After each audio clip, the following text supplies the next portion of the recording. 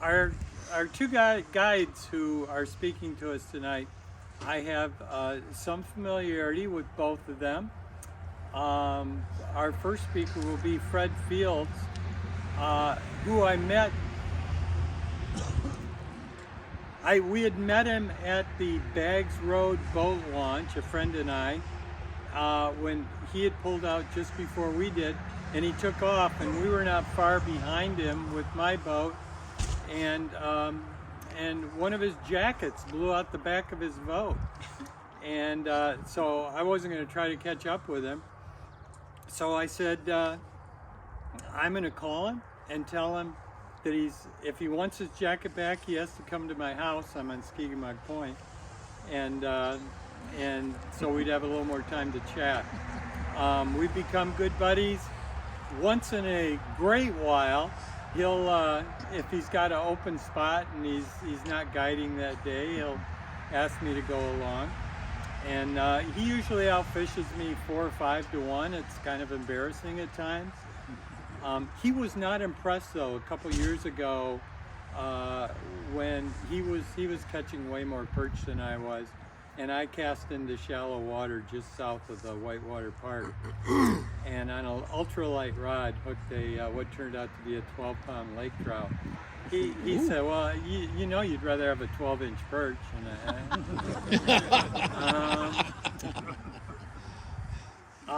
Our other speaker tonight is Jim Chamberlain. I first heard about Jim. I used to work at the Detroit Free Press. I was a politics editor, but I was very good friends with the outdoor writer Eric Sharp. And Eric would tell me tales about Jim Chamberlain. And at that point, it was Jim. Eric was going down with Jim to fish in some of the streams in Ohio that run into Lake Erie for just incredible steelhead fishing. You still do that? Up here. Up here, okay. You don't use as much gas doing that, huh? We knew you were environmental. Anyways, I knowing all that, I did have a chance to, with my son-in-law, go out with Jim on the bay, and we had an excellent day a couple years ago. But what was really special, I'm trying to learn when I go out on a charter, and I'm paying attention to every detail about his boat, which at that time was a tiller 18-foot Starcraft, and I tried like hell to find one of those, and ended up finding a Lumacraft that was almost identical, and am very happy with that. So, enough of me. I'm gonna let Fred get this. Chairs are available. Oh, okay. There are still a handful of chairs in various places, and if any of you standing still want to sit down, that's perfectly fine. But I'm gonna let Fred get going. Thank you, Bob. When do I get that jacket? Just asking. I do smallmouth bass guiding primarily, and when I retired from coaching basketball in the state of Indiana, high school, and a little pressure there, I thought, oh, I'll come up here and just relax and maybe guide a couple days a week. Well, we've kind of created a monster, so working a lot more than I'd ever planned. I'm grateful for that.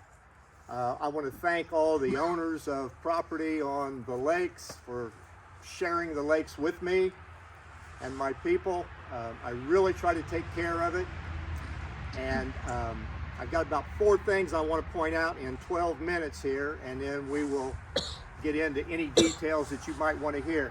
Most of my fishing is smallmouth bass fishing. I have clients from California, a lot from Alabama. People want to catch a smallmouth, and they want to catch smallmouth over 4 pounds. No better place in the United States than right here, and it's a big draw. So it's not hard for me to find people to talk to about this and get them into the area. what I have done, I've branched out. I found that some of my bass fishing techniques work extremely well on the big perch, the walleye, the Cisco, the whitefish, the burbot. So that kind of happenstance. Ironically, today on Skegemog, the same bait that caught 7 or 8 smallmouth also caught tomorrow night's dinner perch.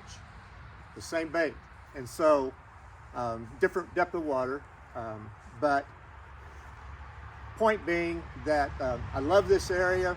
I want to take care of the lake, and Bob and I talk frequently. I see some changes now and then. Not all changes are negative. Some are good. I've noticed some things that happened over the past 15, 20 years. I do know a high wind out of the northwest will muddy the lake up a little bit quicker than it used to. And I think there's a little more silt involved with that. Ice fishing about 5 years ago, an elderly gentleman that I met the first day I moved up here was ice fishing, and he came over and he hollered into my shanty, because we sight fish, and he said, "Aren't we sitting on the sand?" I said, "Yeah, it's down there." He goes, "No, it's not." I said, "Yeah, it's down there, but it's covered with about 4 inches of silt." And I mean, no mistaking that we were in the right spot. And what's happened was it was just filled in, and there was the summer before, we had just an awful lot of just mucky stuff on the surface in August and early September. The good news was the next year, where that muck was and was hiding our bright yellow sand that we catch a lot of perch off of, was back. And I think what probably took care of it, I'm just guessing, was a big storm. The high winds got down into that 9 feet of water and blew a lot of the silt and such up toward the shoreline. I noticed, and this is not just something that's here. Grass doesn't grow the same every year, the aquatic grass. Today I found grass in 3 places, and there were fish in all 3 places. Not weeds, but the true bladed grass. And a lot of crayfish in the grass. I think grass is a little more temperamental. I think the weeds usually will always grow when the heat gets right. Grass, I'm not so sure it's a heat-related thing as much as it is light penetration. That's what we always kind of figured in the past when I fished the Indiana waters. I have a couple opinions on some things, and then I'll take this wherever you want to go, that I just want to share with you. You know, the state of Michigan used to be applauded for having a season on bass. Going to Indiana, some of the other states, there was no season on bass. And if you would ask anybody that's involved, they would say, well, the reason we do that is to protect them during the spawn. Very admirable. I'm all for it. You'll never find anybody more anti-spawn fishing or bed fishing for smallmouth than me. But, nice try, no cigar. We have the law, but a lot of the spawn is taking place when it is legal to fish and take the fish. And the reason that we have so many tourists that come up here specifically to bed fish, and again, I don't like that, is because the water's so clear. You don't go bed fishing in most of the state of Indiana because you can't see the beds. You know, the water is just a totally different color. I mean, the beds would have to be in water that deep to be able to see them. You know, up here, you know, you can see bays or beds on the bay and easily 20 feet. Now, But again, that's just my opinion. It's not. I've read a lot of research on it. I did find one that was in total disagreement with me the other day. It was one out of Lake Okeechobee. It says, bed fishing does not hurt our bass. I've read a lot of others that it does. Now, I will share this with you.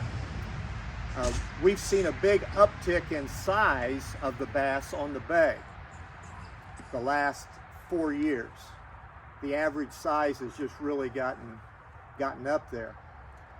You have to wonder if it didn't have something to do with about 6 years ago and 5 years ago, when the bass were moving up on the beds to spawn, we had cold fronts and the bass backed off.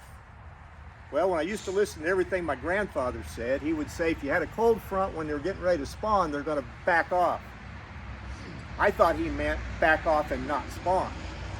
And I think that's what he did mean. But what we found was that the fish were spawning in really deep water. Because evidently when it's time, it's time. And I have some opinions on some things about when they spawn. I personally don't believe in the water temperature. And that's what you can find any publication and they're going to say when the water gets this temperature, that's when they're going to bed. No, that's what the temperature is when they bed. I think it's the calendar.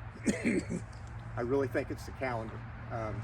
Because if it weren't, about 5 years ago, Skegemog the surface temperature was 60 degrees like on the 2nd of May. There were no spawners. There were no spawners until it was time.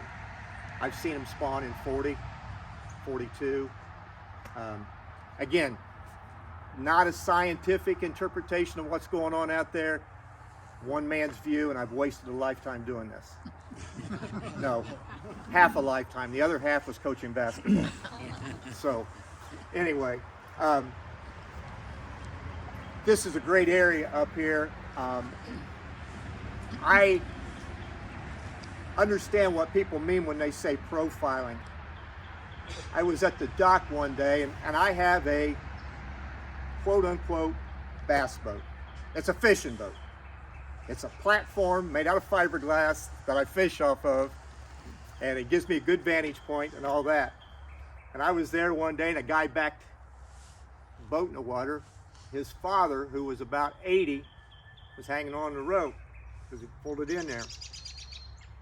And he come down there, and I said, "Good morning." He says, "It's guys like you that's going to ruin this." I said, "How's that?" And he went on to give me the spiel about the bed fishing, because I do have power poles on the back of my boat. That's those weird looking things that everybody asks me what they are. They're shallow water anchors.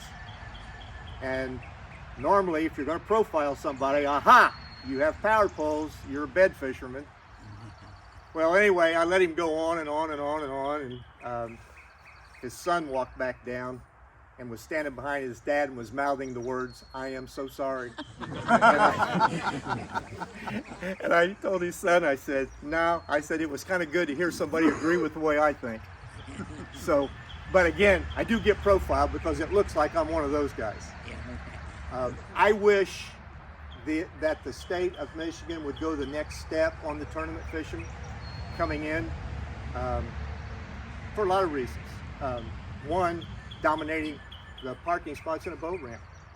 Grandfather wants to take grandson on a Saturday morning. If he pulls in there 20 minutes too late, now we've got a problem. You know, I really believe that. I think we're still in the stage where you don't ask the state of Michigan to have a tournament. I think you tell them when you're going to have one, and they say, okay. I think it needs to be changed. I think they need to figure out a formula. I've talked to the state about it, and you know, I don't carry a whole lot of weight. They've been good to talk to. I've not had contentious conversations. It's been very worthwhile. But you know, the different lakes, you can just about, you learn when the bass are going to go on the beds. I don't like the tournament directors downstate that set up their tournaments and they'll go from lake to lake to lake to lake when they're on the beds. That's wrong. That's wrong. They should be doing just the opposite. And again, that's my opinion. I think that the state is afraid they're going to lose some money from tourism if they put too much of a pressure on that. But anyway, I don't know if I've covered everything that I had in my list. You want to do questions later? How do you want to? I'm going to have both of you speak on that. Okay, all right, very good. Well, Jim's going to take it over from here. We're not in competition with each other because we do totally different things. That was weird. We actually like each other. Well, kind of we do.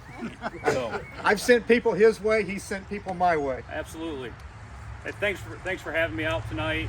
I'm a charter captain in this area. I do things on Grand Traverse Bay, Torch Lake, Elk Lake. I also do things in the Jordan River, and I also ice fish all the lakes from basically Higgins Lake to Burt Lake over to Torch Lake area. I do a fair amount of fishing on Elk Lake, which is kind of why we're here, I think. And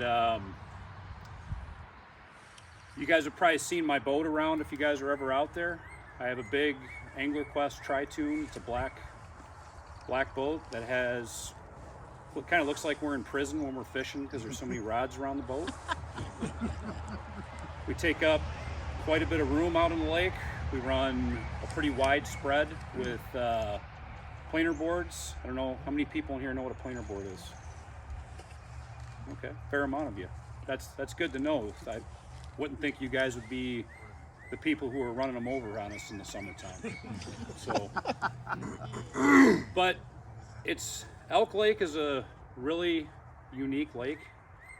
When I first moved here, I used to call it the Dead Sea because I would drive around it over and over and over, and my success rate was not very good.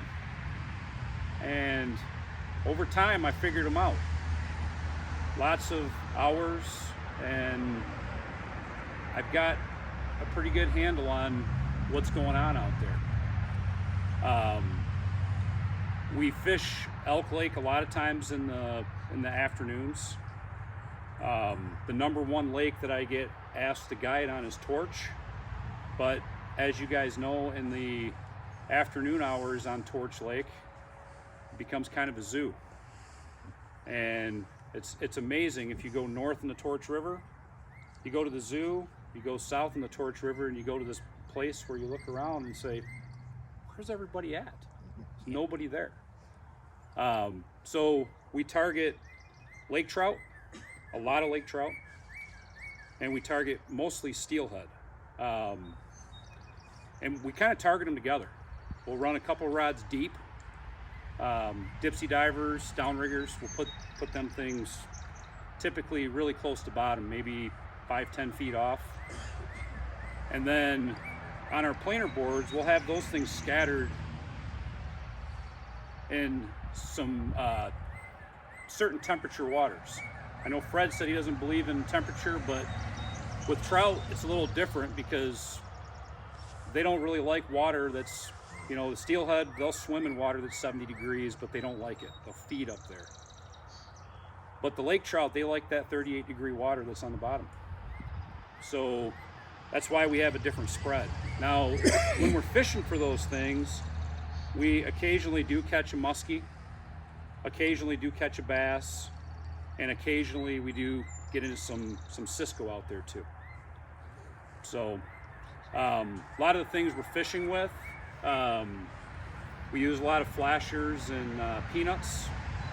For the lake trout, we'll use some very unique colored spoons for them too.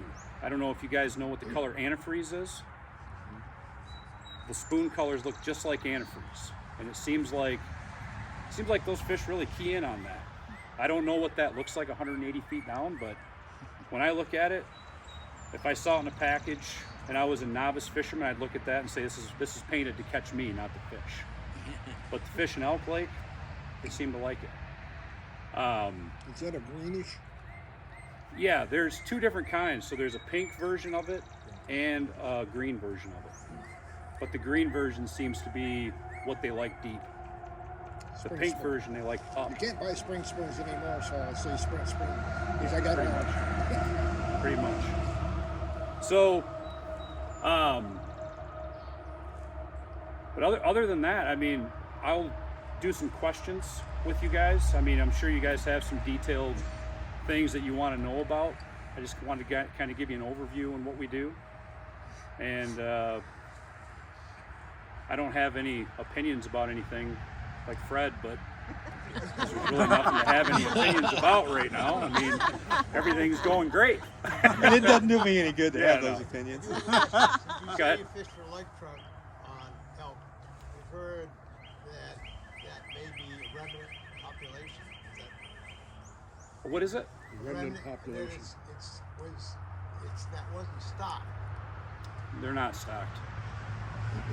No, and they are completely different. They're unique. I mean, you fillet a lake trout in the bay, the meat color is like an orangish yellow. You fillet a lake trout out of Elk Lake and it looks like walleye. So it's a completely different animal than, you know, what we have anywhere else in the state. I don't think we have those fish anywhere else. So that begs the question: where are they spawning if they're surviving from You know, pre? the spots that I've found is more like in the Narrows area. So it seems like there's a lot of rock there in like that 100 foot. And it seems like that's where we're finding them in the fall. But who knows? I mean, I've never caught one that's been spitting eggs either. You know, because I'm like Fred. I don't really fish for the fish that are spawning. You know, that's kind of defeats the purpose. You know, when you're a guide, do you want to go after the fish when they're trying to procreate? I mean, it doesn't make sense. It makes sense to go after them when they're at their prime instead. So you're not affecting populations. Sure. How deep do you fish for the steelhead? So 99.9% of the time they're in the top 50 feet. But what was it, 2 years ago when it got real hot, we were catching them in the top 100. So it seems to vary. What do you use for them? Spoons. Spoons? Yep. And fast. Any flasher in front of them or just spoons? A lot of lead core. So if you see us out there, I just see it all the just time. make sure that you're at least 300 feet behind before you cut behind us. I'm usually going the other way. Sure. He just asked what I use for steelhead, and it's a lot of spoons, like I said. Go So ahead. usually, how fast are you trolling for steelhead when you're out there? 2.7 to 3.9, 2.7. Wow, that's pretty quick. Yeah. What do you? Wow. What speed for lake trout? like 2.2 to 2.7. I go real slow. Go ahead. Do you ever do any jigging for lake trout? On elk, I don't. The fish seem to be really spread out. On torch, we will.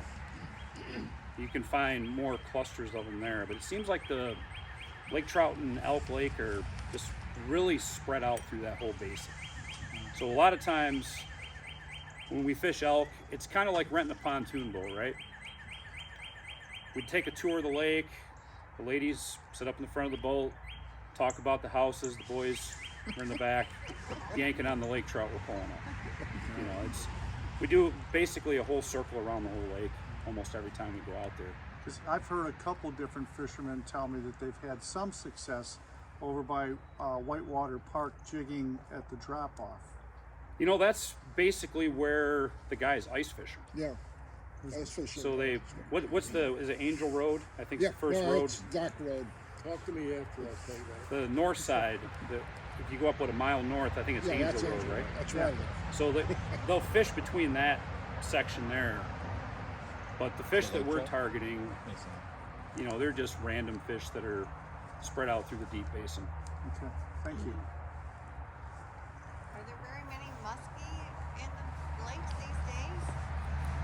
You know, it's funny. So she's asking about the muskie populations. We catch 1 or 2 a summer. When I spend time in the Torch River driving between the lakes, you see 9 to 17 of them there in the spring. It seems like every year it's roughly the same amount. I mean, so I'm sure that there's a bunch of them around, but you know, you don't see them that often. And the ones that we do catch, they're typically big ones. I mean, they're 45 to 55 inches. Somebody else? What's your thought on the brown trout planting, and where are they? In a couple years. Well, I guess I do have some thoughts. I have not caught a single one in Elk Lake. One of my clients did catch one last year. He caught it off the Narrows. What kind of fish was that? Brown. Browns. But I have. I do catch a lot of browns and torch. And I think those fish are following the perch migration up the Torch River, and they're going up there. I mean, we're catching them the size that they should have been. Last year we caught a ton of them. You know, I mean, I want to say I caught over 300 of them last year in torch, 300 browns. And a lot of them were that year class. And I think it's weird that you stock that many of them in a lake and you don't get any return at all. But the problem with this chain is they're free to swim wherever they want. You know, they can shoot up that river, they could shoot up the Clam, there could be a ton of them up in Lake Bel Air. But if you look at the makeup of torch, and what I know about browns and rivers is they're very structure oriented. And if you compare the structure of elk to torch, I don't think it's as good. You got those big deep points that come out on torch. A lot of times the structure is straight down right off those points. You get winds, it creates rip currents off the points. It's just a really good habitat for browns. But on elk, you don't really have those points aren't really close to the drop off in most of the places. There's a couple spots in the north end that I saw that I was like, yeah, this looks pretty good, but they don't have the super deep water for them. So I've actually been talking to Heather about that, and I suggested that why don't you take those browns up the torch where we know they do good, and maybe split the Atlantic population up. Because we do catch nice Atlantics and elk. Why not put some of those in elk and throw the browns all up in torch instead of wasting them? You know, and creating a lot of disappointment. You know, everybody, you know, you put 60,000 fish in the lake, and you kind of expect some sort of return on investment for that, right? Were they spin clipped at all? I don't think so. Heather was talking about doing that just to see if my theory was right. She couldn't do it this year, so it'll be something that she'll do next year. But I know that Torch is not going to get any Atlantics next year because they had a bad egg take. So I think she's going to play around, mess around with some things. Because, you know, stocking fish is just a big science experiment. It's nothing that's guaranteed to work. It works sometimes it doesn't. I mean, it's just the way the nature of the beast. Have you seen the number of Atlantics come down in elk over the last couple of years? It seems like 5-6 years ago I caught quite a few, and I haven't in the last few years. So, did everybody hear the question? No. He was asking about the numbers of Atlantics and elk. I didn't do very good on them on elk either. I think we had 3 last year. Yeah. And I kind of expected more because of the stocking in the Rapid River. But I didn't see it. For what we caught in Torch, I mean, that year class seemed to do pretty good. What we're still catching in Torch. I mean, there's some nice fish out there now to be had, and create disappointment on some days and make the 0 to 0 shot really good.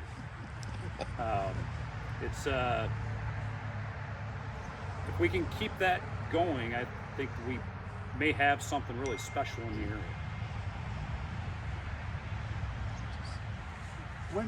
When is the migration of the Atlantics through the clam into Torch? When does that happen? They're doing it now. Right now? Yeah, it basically what those fish are doing is they're chasing suckers up that river, and they're feeding on spawn. And there's all kinds of different bait fish migrations that come through there. And if you do a lot of reading on Atlantics, they like turbulent water, anything turbid. So you've got that Clam River dumping out there. It dumps a little bit of a different color water in there. It's just the right habitat for them. So they'll go up in there until the Memorial Day weekend crowd of boaters show up and push them out of there with the props.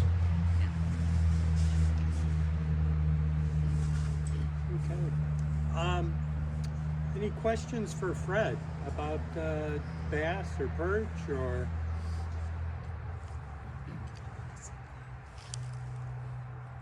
So, the perch there in Skegemog, where do they go in the summer? Are they in Elk? Do they go up to Torch?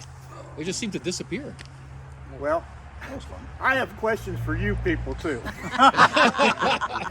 You know, when I've had my good days on elk catching the perch, I'll get perch that are chock full of eggs close to spawning time that I've run into, and they'll be long cylindrical perch and very light colored, mixed in with brown trout. I've caught brown trout the last 3 years on like that, on elk, in with the perch in early part, not lots, you know, because I'm not targeting them and don't stay in there. It's like we get through bass fishing, we run over and try to get dinner. But anyway, the perch always look different to me when I catch them only out of elk. Today, I got one about 14 inches out of Skegemog that looked like a Skegemog perch and not an elk perch. Brightly colored, big gut, really fine fish. But the interesting thing is, you get the ones that are distended. There's no more fillet on those than there is on the long skinny ones. The fillets all look the same. And the other ones are a lot easier to clean.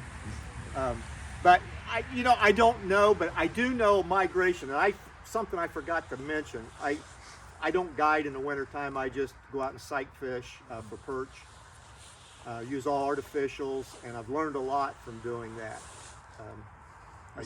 My grandpa was wrong about some other things too. You use artificial there? All artificial. What do you use? All artificial. What? I say, what kind? I use soft plastics a lot.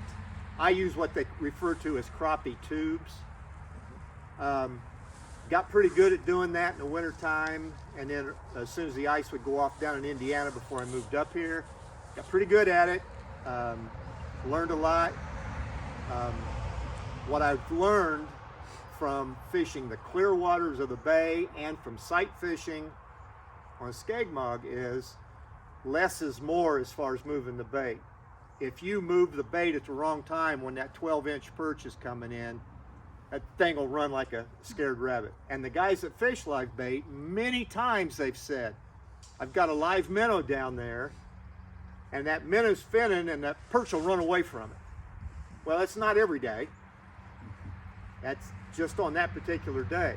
But my point is, I've watched a lot of that. We saw more predator fish, the group that I run with in the wintertime, we saw more predator fish, things besides perch, this year than I've ever seen.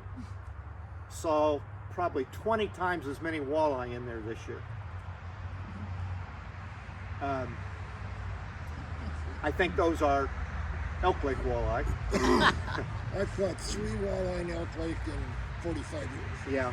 Well, and it's just like the muskie. I was in a tackle shop in Kalkaska a couple of years ago, and a guy saw me and said, "Oh, you guide out there?" Yeah. He says, "How often do you catch muskie?" And I said, "I haven't caught one this year." Went out that day and caught 2. And Went back the next day in the same area and caught one of the same two again.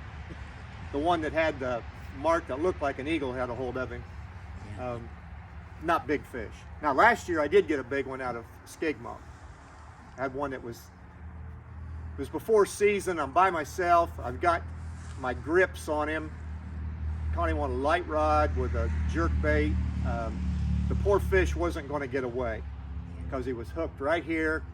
There was not going to be any line cutting or anything like that. And it was, I don't know who was more tired when it was over. I got the fish back, but I took quick pictures, laid it out and tried to get a measurement somewhere between 53 and 55 inches. And I had to stay with the fish after I got him back in the water and got him resuscitated. I had to stay with him quite some time because the eagle was flying over. And I thought, nobody wins in this one. Nobody wins. So I stayed with him until finally he went down. I don't know the migration. I don't understand. The only thing I can count on is when I start slowing down on my guiding in like October and I start wanting to put some perch in the freezer, I will always get steelhead in Skegemog at that point. But I've seen times with, and I have electronics, I've got good electronics, I have scoured Skegemog looking for perch. Nothing. A week later, every point you go to is covered with perch. And I don't understand the migration between the two lakes. I know it has to be happening. I mean, a fish's instinct, whether you're talking walleye or perch and walleye have an awful lot of commonality. They're going to go upstream and increase current. I grew up fishing the draw down reservoirs in central Indiana. You talk about a hellhole. Think about this. They drop it down 25 feet in October and then raise it in March to 25 feet, all for the Corps of Engineers. It's flood control. That's the purpose. It's not there for fish. Well, you don't get good spawns, the fishing is terrible and all this, but here's what we learned. Those dams that were a river dammed up, 7 mile long lake now, when they would open that in the summertime, August, after an unexpected rain, the lake would come up 10 feet. They'd hold it for a week. Okay, they open the gates. That increased flow goes out of the Salamone River toward the Wabash River. Walleye would run up that river. Well, for years everybody thought in the spring and March when you're down there fishing the river with the increased flow, everybody was thinking, well, they're coming up here because of the spawn. Anytime there's an increased flow, you're going to get a certain amount of fish go in there. I have seen the current running from Skegemog to Elk so violently, they're at the point where the duck blind usually sets up. I've seen limbs that you could see from 300 yards bouncing because the current right there was so extreme. So that's got to pull fish. And, you know, you first learned about that with suckers in a river, you know, an increased flow, they're going to go upstream, you know, and any place they can. I love catching the perch on artificials. You know, when I said a while ago that I apply bass fishing techniques, I love going to Walloon Lake in the fall. I like going to Charlevoix, using bass techniques to catch the walleye, you know, and the big perch. Last year we didn't do good on perch, a little bit in June and then nothing, but we noticed there wasn't much of a mayfly hatch last year. There was some kind of invasive, something that's come into the lakes there that's been eating the mayfly larvae, and last year not much of a hatch, and usually we do real good on I've heard people say that. I usually stay on the inland lakes until Memorial Day, and then when Memorial Day gets here, or sometimes the week before, I move to the bay. And because I can always find a place away from everybody, and I kind of get away from the crowd and such. Good in October. Yeah. Then I get back into the inland lakes in the fall. Like I said, I love fishing all of them. live fairly close to Skegemog, so that's the most convenient for me to do that. I've caught some wonderful bunches of perch in there. Today, because of this program today, I only ended up with a half a bunch of perch today because I needed to get home. But I will tell you, I did figure out the last minute when I was bass fishing. I had a client coming in tomorrow, and I wanted to make sure I had bass located for him, and I went over to see if I could catch a few perch, and it was kind of funny because I was sitting in 17 and a half, throwing up on 15, and I was catching lots of little perch like that. I mean, lots, like every cast. And if you missed one on the cast, you'd get one before you get it back in, you know. But I kind of pitched, I saw some stuff in my graph, and I just kind of pitched out to the deep, and I caught a big one. And then I caught a couple more big ones, and what I should have been doing was setting shallow, throwing deep, because they were staged on the outside edge of the weeds. I was never getting my bait to them the way I was setting. Boat positions, everything on what I do. Jim's got to have his routes, got to have his speed and all that stuff. I've got to have boat position to present the bait, you know, and that's everything. I mean, that's why I don't have problem telling people what bait I'm using, you know, that sort of thing, because if you don't set the boat up just right, it's not going to work the same, you know. And again, I do a lot with blade baits. And are you folks familiar with what a blade bait might be? No. I don't. It's like a rattle trap. I'll give you some names. Silver Buddy. For some of the older people in the crowd, Hedden had one called Sonar. Hedden had a Sonar back in the day. They are a hunk of steel. Some people say, oh, they're a spoon. Well, they're not spoon. What Jim does is spoons. I don't know. This one happens to be a Silver Buddy. It is steel, but it's got lead shoulders, and the bait's going to go to the bottom immediately.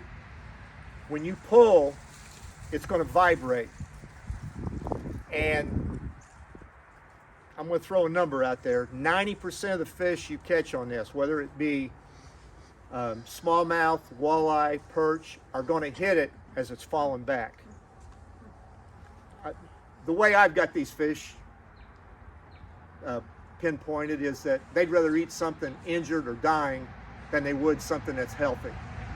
And something that's fallen back is exactly what they're looking for. But it's a vibrating thing. Lake trout love it, the Cisco love it, and all that. But that again, it's a universal bait. You know, they always talk about when they put these life-saving kits together for people, you know, they always put jigs in there because jigs are the thing that you're always going to use.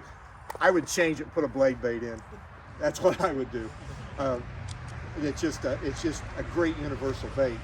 But what do you need to do? Well, is there any other? I said we'd probably end this around 6:30. If there's any other questions for either Jim or Fred,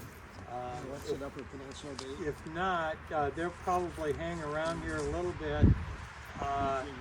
These are two guys that are very booked through the season, so if you are interested in going out with either of them, now would be a good time to see what's available. I would also remind you that this is the first of these events. We are our next one is it's the fourth Friday in May. I can't remember what that date is, but it's the fourth Fridays, and that's going to be on weather. We are having a representative from the meteorologist from the National Weather Service office in Gaylord to talk about, among other things, the increasing frequency, which I'm sure many of you have noticed, of these intense rainstorms, and that frankly cause some real issues in our lakes with because of the runoff that we get from those storms.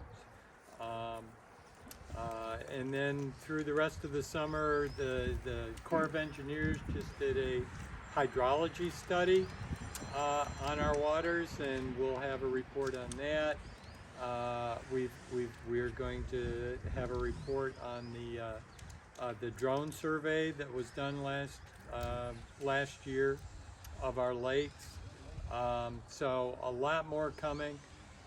The video of this event, and I hope it comes out. This is an experiment that we're going to be putting these on our website. Our webmaster tells me he's going to walk me through it. Anyways, we thank you for your support, and keep coming to Shore Things, and come to the annual meeting at the Harbor Pavilion on June 23rd. And again, thank you. Thank you.